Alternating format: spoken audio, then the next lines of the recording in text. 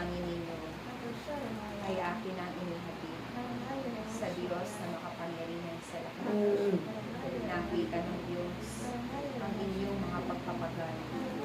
Ipinakita sa inyo ng Diyos ang kanyang mga karunungan, kung kaya't kayo ay naitalaga ninyo ang inyong mga sarili sa kanyang gawain.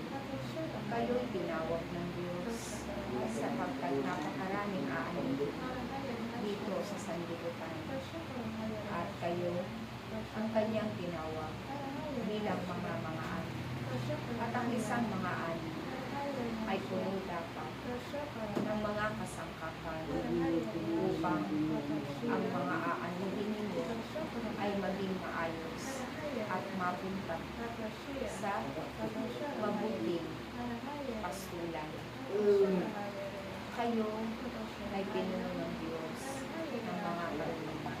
At ang bawat isa sa inyo ay may mga kaloob na nagmumula sa Espiritu Santo.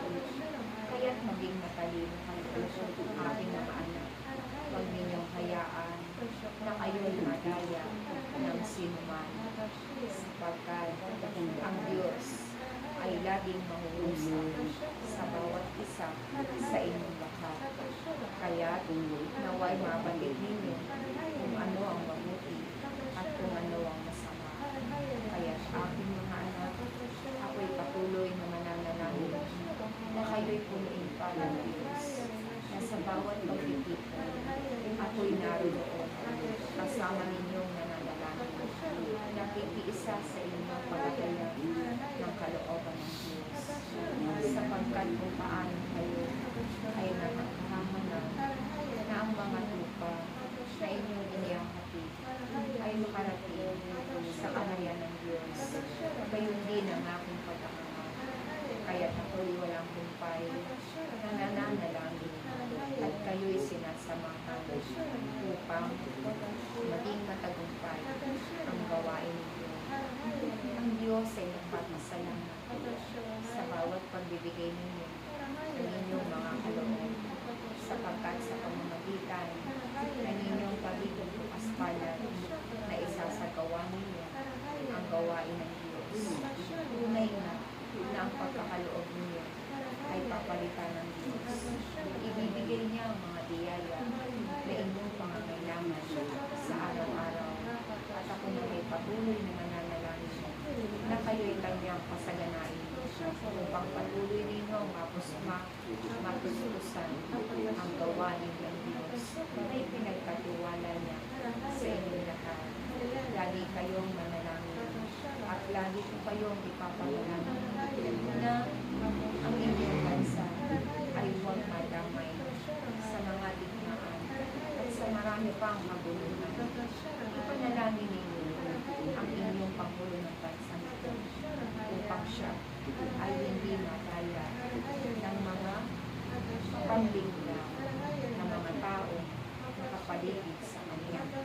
Ipanalangin ninyo ang inyong bayan na naway huwag ipanigurot ng Diyos na maganap sa inyo ang nakatakudan, sapagkat ang bawat bayan ay magkakaroon ng pagyanig. Ang bawat bansa ay magkakaroon ng mga pangitain na nakasaad sa mabuting balita. Kaya kayo mga naririto sa inyong pagpupuri, sa inyong pag-aalay ng inyong mga sarili, at sa inyong paghahatid ng mga tupa sa paano ng Diyos. Dito kayo ililigtas ng Diyos na makapangyarihan sa lahat.